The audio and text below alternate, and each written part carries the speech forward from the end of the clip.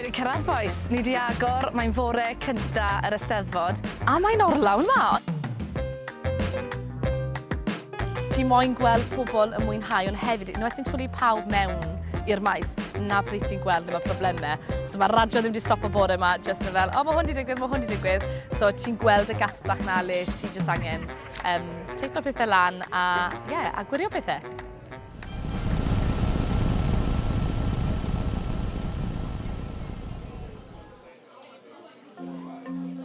Wel, i gael yr urweddi, mae'n sioc mor i fi. Godes i'm yn hanner awr wedi 5 bore yma i dechrau wneud yr orsedd, roed cadeirydd mas a gael popeth yn iawn. Ond a fi'n joch mor i boes maes, maen nhw wedi rhoi help mawr i fi bore yma. Nefyl yw hwn, mae Nefyl os blynydde mawr.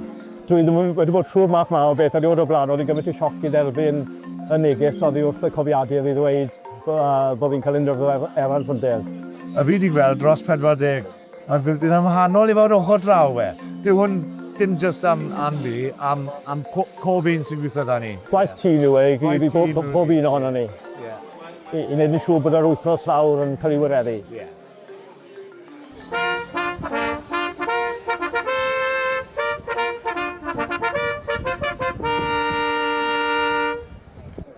Mae Geraint Jones Llanybydder yn gwneud cyfraniad holl bwysig i seremoni'r orsedd, yn waith mae'n cyflawni gyda balchder a pharch mawr.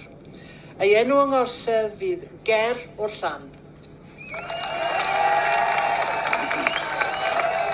Ger o'r Llan, no?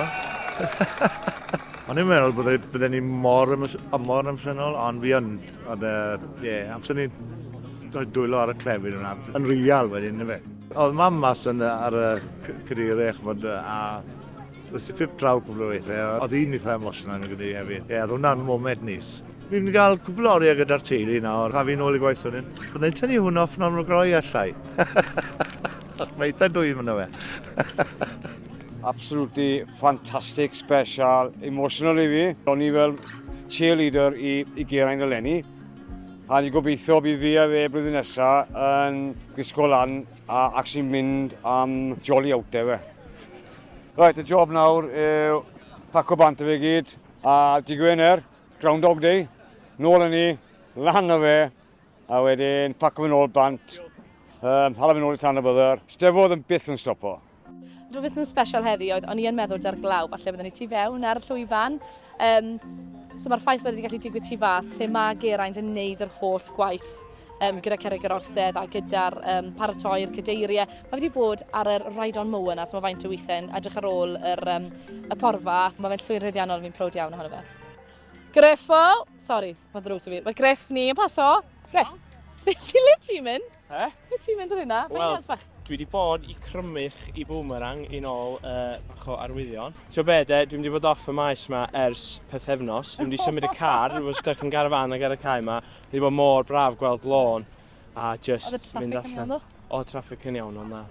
Mae dipyn o geir yn dod fewn i maes parcio sy'n beth da. Sy'n beth da, absolutely. Sy'n beth good. Mae catio fyny efo'n ngharad yn mental, mae gen i gymaint o tabs ar agor yn ei ffen drwy'r adag de, a mae jyst trio dal i fyny hefo hi yn waith calad, ond ar y llaw arall, mae'n berson arbennig, mae'n gweithio mor galad, a mi ddylsai fod yn prawd iawn ohoni hun o be mae hi wedi gyflawni eleni yn Steddfod yma, a just, diolch yn ngharad am y cyfle. Na, bydden ni ddim yn gallu gwneud e heb tîm anhygoel, a maen nhw'n amazing.